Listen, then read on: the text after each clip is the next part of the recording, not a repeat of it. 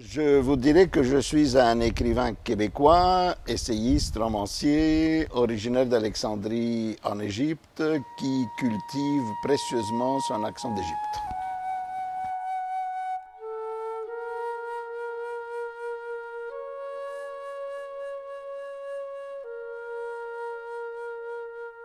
Je suis arrivé en plein été, au mois de juillet 1963.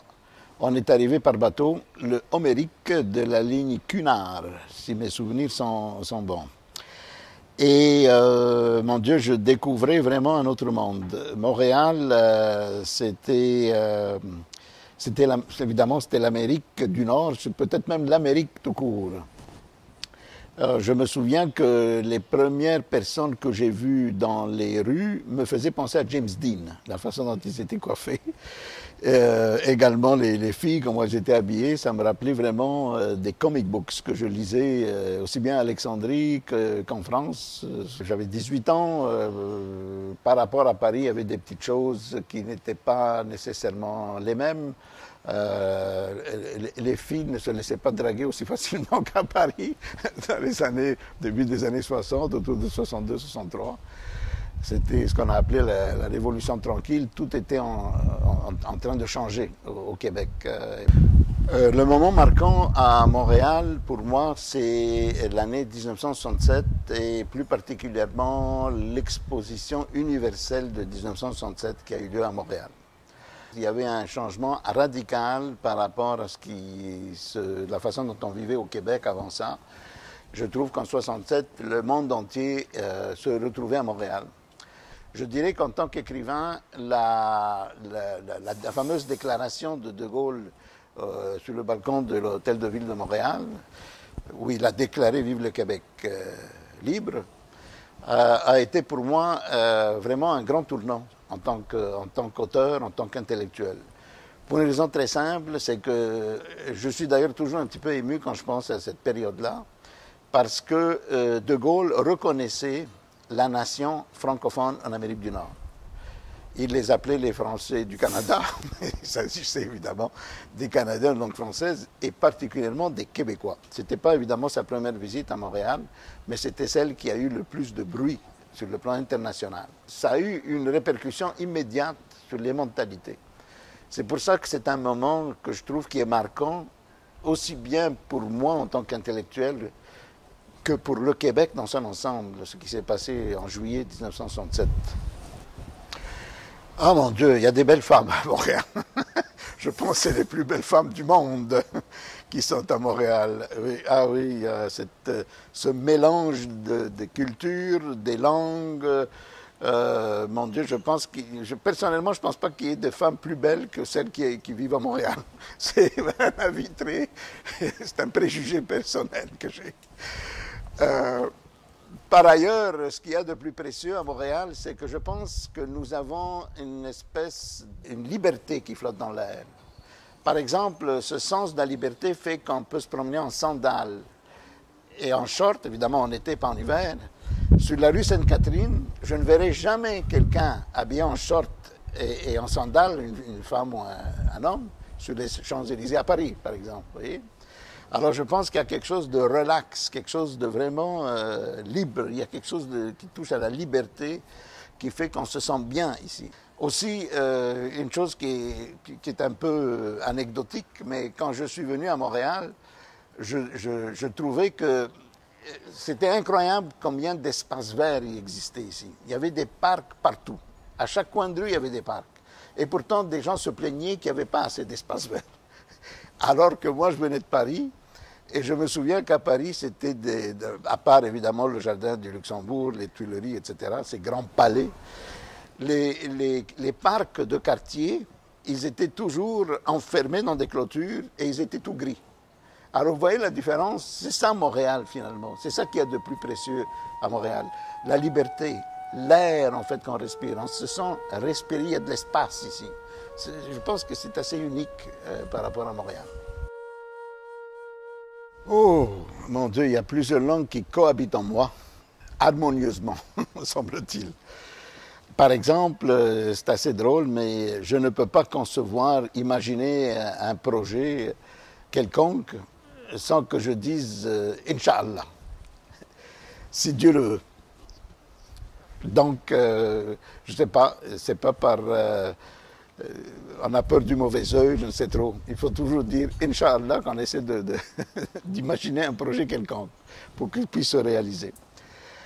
Aussi, quand quelqu'un me demande comment ça va, là c'est l'hébreu qui entre en jeu parce que j'ai tendance à répondre Baruch Hashem, qui veut dire Dieu merci, ça va bien, il ne faut pas m'en demander plus.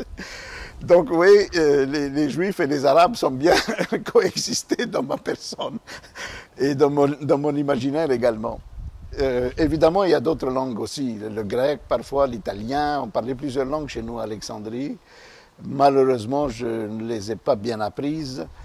Et les seuls que je connaisse vraiment bien, c'est le français, évidemment, et l'anglais. La première fois que j'ai entendu parler les Québécois, j'ai eu un choc parce que je ne les comprenais pas. Il y a une scène dans un de mes livres où je raconte le premier échange avec un chauffeur d'autobus et je ne le comprenais pas, il a dû me répondre en anglais. Alors ça l'a choqué que je ne le comprenne pas, ça a changé notre registre de communication. Pour nous comprendre, il a fallu qu'on se parle en anglais. Grâce à l'arrivée du Parti québécois dans les années 70, et plus particulièrement en 76, les choses ont carrément changé. Pour une raison très simple, c'est qu'on a assumé la condition que nous avions au Québec et nous avons décidé collectivement de la changer. Et la première chose qu'a faite le Parti québécois en arrivant au pouvoir en 1976, il l'a adopté en 1977, la Charte de la langue française, qui est la loi 101.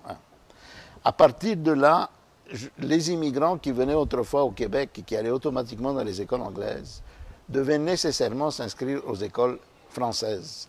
Ça voulait dire que le Québec assumait sa condition de nation de langue française et faisait en sorte que les gens qui venaient au Québec puissent s'identifier au Québec et au Québec français, plus précisément.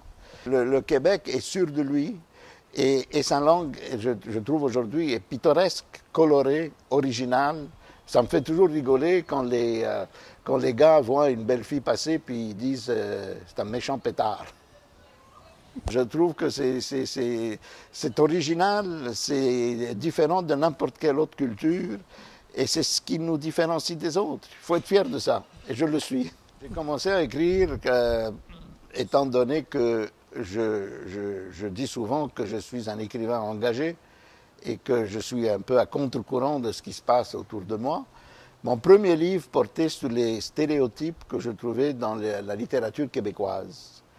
Et en tant que juif, je ne pouvais pas accepter les stéréotypes qui représentaient les Juifs dans certains romans québécois. J'étais d'ailleurs étonné que d'autres, qui étaient là avant moi, ne l'avaient pas fait. Et par conséquent, pour moi, ça a été très important de publier ce premier essai, qui s'intitule « Mythes et images du Juif au Québec », qui permettait de remettre en question et même de dénoncer cet stéréotype qui se retrouvait dans les plus grands classiques de la littérature francophone québécoise. Et donc, c'est ça qui m'a amené finalement à me dire que l'écriture pouvait être un bel outil pour essayer de changer les mentalités. Si je suis pour la diversité, je pense qu'on ne remet pas en question suffisamment ce que les gens qui proviennent de tous ces pays-là ont vécu, pour qu'on puisse savoir que si on veut vivre dans l'harmonie, il faut être en mesure aussi de critiquer d'où l'on vient. Et que par conséquent, si on est vraiment intéressé par le pays qui nous a accueillis, il faut être en mesure de comprendre ce que le pays qui nous a accueillis a réalisé. Et une de ces réalisations, en ce qui touche le Québec en tout cas, c'est le combat des Québécois contre le dogmatisme religieux. C'est ça qui fait qu'au Québec, il y a eu des mouvements en faveur de la laïcité, que les gens qui viennent d'ailleurs ne comprennent pas suffisamment, étant donné qu'ils continuent d'être attachés à leur culture et à leur religion. Alors pour moi, être en mesure de se dire québécois, c'est d'être en mesure de poser un regard critique sur soi. Et en tant qu'écrivain, je dirais que c'est un peu mon combat. Les communautés culturelles à Montréal et au Québec, je pense, il y a un grand respect de la part tout d'abord de la majorité québécoise francophone à l'égard de toutes les communautés culturelles.